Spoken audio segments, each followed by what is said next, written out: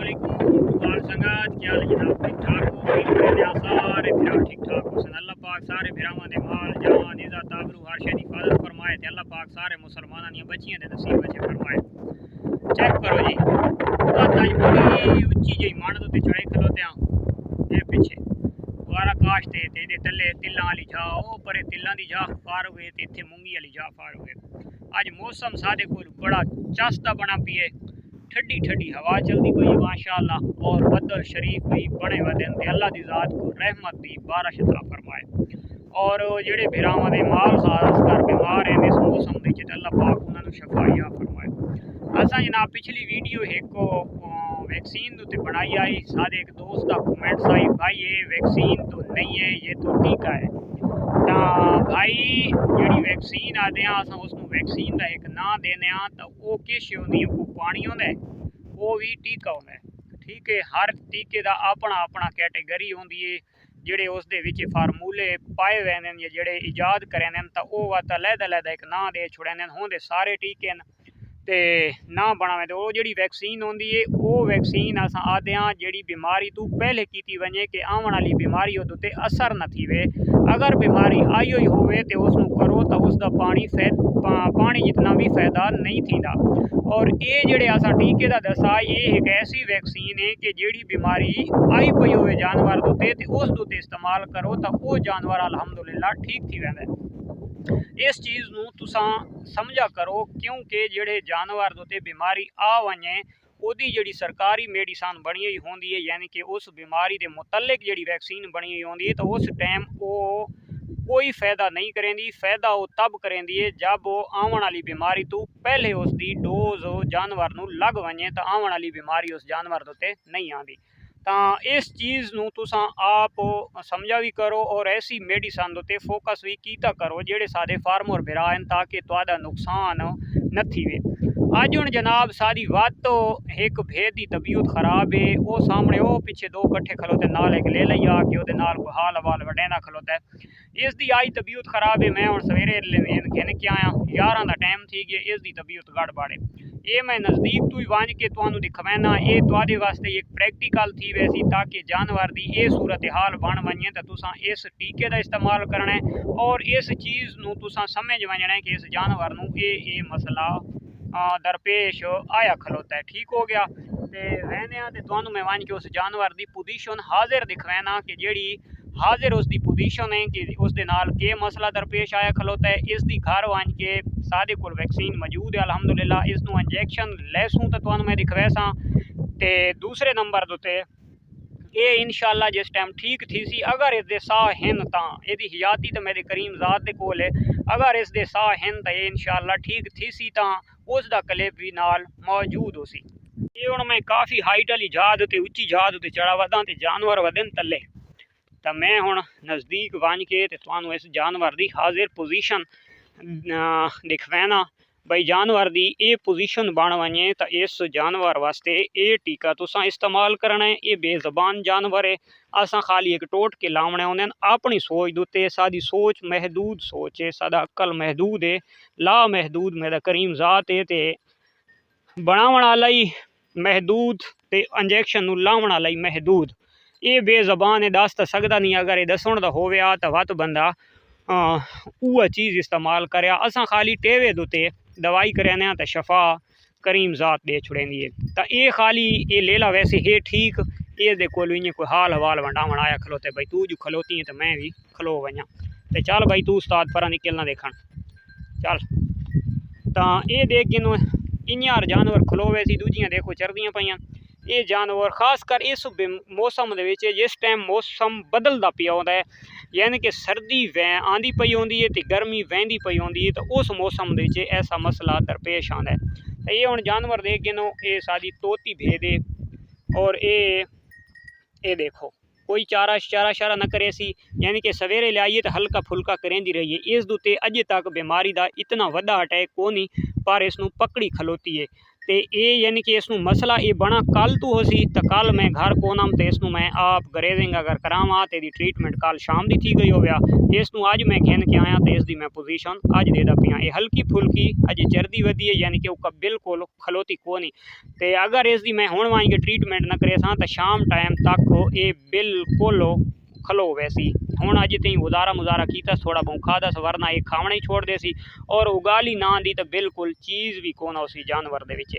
तो इसका जोड़ा टीका मैं इस्तेमाल करे तो ही अपने दोस्तों दिखवैसा और तुहाडे सामने जितनी डोज लैसा तो वो भी अपने दोस्तों दिखवैसा क्योंकि काफ़ी सारे दोस्त आते हैं यार इतना इंजैक्शन तुसां लैंदे हो यार भेड़ नूं इतना इंजैक्शन तो गाय या भैंस नूं लाया वैंदा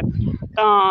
वो फायदा ही जानवर दोते इंजैक्शन उस टाइम करेंदा जिस टाइम उसकी बीमारी की सूरत हाल दिखी वने उसकी बीमारी की पोजीशन देख के ते बात लावना पौंदा है वो टीका इं समझ भाई या इन अल्लाह करेंदा ते या उन अल्लाह करेंदा लेकिन 100 दे विचों तकरीबन 95% चांसेस होने कि इंशाअल्लाह जानवर ठीक थी वैसी हुण जिहड़ी ये भेड़ सादी पिछली दफ़ा बीमार आई तो ये अलहमदुलिल्लाह उसे इंजैक्शन नाल उसे वैल नाल ये तुहाडे सामने ये खानी खलोती है बिल्कुल ओके ठीक है अल्हम्दुलिल्लाह बिल्कुल फिट है और इतना असा इंजैक्शन इसनू लाए क्योंकि क्रास भी थी वधी आई लेकिन यदि तबीयत ख़राब आई असा इस वजह तो इसनू ज़्यादा इंजैक्शन लाए कि बच्चा उते तले थी वने खैर है लेकिन जानवर जानू बच वने तो अल्हम्दुलिल्लाह जानवर माशाल्लाह सेहतयाब भी है और फिटनेस दे विच भी आ गया है और ऐसी हरकत फ़िलहाल तक बच्चे गिरावन वाली भी नहीं हुई और इंशाअल्लाह अल्लाह दी ज़ात ऐसा टाइम आने भी नहीं तो ये दूजे जानवर सारे दे गए सारे ग्रेजिंग करेंदे वदे सिर्फ मसला जोड़ा तो दरपेश आया खलोता है इसे भेद नूं अच्छा वत इस मौसम के खासकर मक्खी बेतहाशा आवड़ती है तो इस मक्खी का भी लाजमी अपना बचाव करना है जानवरों को धुआं भी ला सकते हो अजकल स्प्रेयां भी आ गई न स्प्रे भी कर सकते हो और सारी भी एक वीडियो अपने चैनल दे उत्ते पई है पुरानी मक्खियां मार स्प्रे वाली तो वह भी तुसां घिन के वो जरई मेडिकल स्टोर तो मिलती है तो उस दे नाल भी तुसां स्प्रे कर सकते हो जानवर दे इर्द गिर्द भी करो खासकर अपने खावन पीवन वाली एशिया दे उत्ते उस दे उत्ते भी करो ਉਹਦੇ अड़ोस पड़ोस दे विच अगर जानवर दे उत्ते भी तुसां उसदा फुआरा फुआरा मार छुड़े सो तो उसदे भी साइड इफेक्ट जानवर वास्ते भी कोनी ते इंशाअल्लाह जिहड़ी जगह दे उत्ते बासी तां वो मक्खी मार वैसी और खासकर जिहड़े जानवर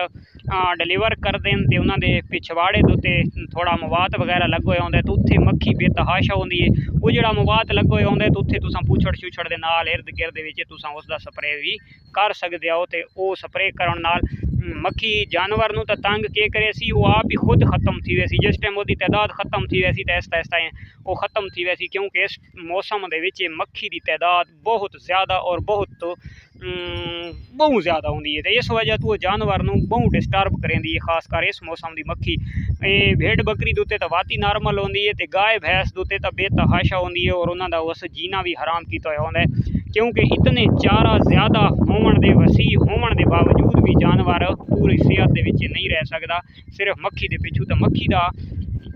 लाजमी एहतियात करना है कि मक्खी को जानवर नूं बचावना है स्प्रे करके धुआं ला के दवाई ला के ताकि मक्खी तुहाडे फार्म दे विच खत्म थी सी तो इंशाअल्लाह तुसां बीमारियां तू भी महफूज रहो तो ये देखो ये सामने हुण हल्की हल्की चरदी खलोती है अजे दी पूरी बंद नहीं थी तो इंशाअल्लाह घर वन के इसनूं डोज लैने और ये ठीक थीवन तक दा इंशाअल्लाह क्लिप बना लो सी इस वीडियो दे नाल ये कल तक अगर इस चुगाली न की उगाली न की तो इंशाअल्लाह ये सारा डिटेल दे नाल व्लॉग बना के ते अपने दोस्तों को देखो चेक कर गिनो जी घर आवन दे नाल ये बह गई है ठीक हो गया तो अस हुण 15 सीसी भरेंदे पे रेजोमाइसिन और इस दे विच 10 सीसी मिक्स करसा एवल ये दो चीज़ां मिक्स करके तो असां इसनूं गर्दन के गोश्त दे विच ला दिसां इंशाअल्लाह अगर फर्स्ट टाइम तुसां 11 साढ़े 11 बजे तुसां ये डोज इस्तेमाल करेंदे हो लैंदे हो तो इंशाअल्लाह फिक्स 3 तो 4 के दरम्यान इंशाअल्लाह जानवर तुहाडा बिल्कुल चगाली ओके करन लग वैसी और बिल्कुल फिट थी वैसी इंशाअल्लाह ये एक बहुत ज़बरदस्त इंजैक्शन है और ख़ासकर इस मौसम के इस साल बीमारी तिल्ली वाली आई वधी है किसी जानवर को ज़िबा करो तो वह जो फिफर हो सी फिफर के उत्ते जनाब जख्म बने वधे होने ਤੇ ਖੁਦਰਾਲੇ ਜਗ੍ਹਾ ਥਈ ਵਧੀ ਹੁੰਦੀ ਹੈ। ਉਹ ਤਿੱਲੀ ਦੀ ਬਿਮਾਰੀ ਹੈ। ਇਹ ਬਿਮਾਰੀ ਖਾਸ ਕਰ ਗੋਟ ਫਾਰमिंग ਦੇ ਵਿੱਚ ਆ ਸੀ ਤਾਂ ਬੱਕਰੀ ਸਿਰਫ ਇੱਕੇ ਦਫਾ ਬੋਕ ਮਰੇ ਸੀ ਤੇ ਉਹ ਐਕਸਪਾयर थी वैसी। और भेड़ जड़ी है तो ये 24 घंटा तक मायूस रही है। 24 घंटा तो बाद ਇਹਦਾ ਐਕਸਪਾयर थीवन के चांस हैं। 24 घंटा तक ये जेरे इलाज रह सकती है। और जी खास कर बकरी है तो बकरी दे विच इतना टाइम नहीं है क्योंकि बकरी एक दफ़ा बोक मारनी है और बकरी एक्सपायर थी वजना है। तो इस चीज़ का तुसा जनाब लाजमी एक खास ख्याल रखना है। और अपने जानवर नू इस बीमारी तो बचावन वास्ते यह सूरत हाल है जी मैंने वाजे करन नाल दसावन तो हट के भी तुसा वीडियो दी सारी वजाहत दे नाल देख गिदी है। और मैं वजाहत दे नाल समझा भी दिता है कि ये पोजीशन होंदी है। इंजैक्शन सुई ला के ते तुसा एक दफ़ा सुई नू पिछा छिक के ते चेक कर गिनना है। अगर सुई थोड़ी जी पिछा आवे तो खुद ब खुद अपनी दवाई वाली झाद उत्ते छुड़े सो तो पहुँच वनो तो समझो तो सुई ठीक जगह उत्ते लगी हुई है। तो इस दे नाल जानवर थोड़ा खुद सी सही लेकिन टेंशन नहीं गिननी इंशाअल्लाह बिल्कुल फिट थी वैसी। अच्छा मार्का माशाअल्लाह सवेरे ले तो मैं दिखवाया आई जी भेद बीमार आई ओदी असां ट्रीटमेंट करनी आई उन्होंने इंजैक्शन लाया से ते ओदी तबीयत खराब आई। सैकेंड टाइम वास्ते हुण मैं छुड़ेंदा पिया 4:30 का टाइम थी वाला पौने 4 ते अल्हम्दुलिल्लाह ये रिजल्ट चेक करो। ये देखो जगाली मरेंदी बैठी है जगाली। ये माशाल्लाह तकरीबन 11:30 बजे मैं गिन के आया तो घंटे आप गिन गिनो। और माशाल्लाह जानवर बिल्कुल एक्टिव है अल्हम्दुलिल्लाह। ये हुण इन्हां नूं ग्रेजिंग वास्ते खड़ेंदे पाया।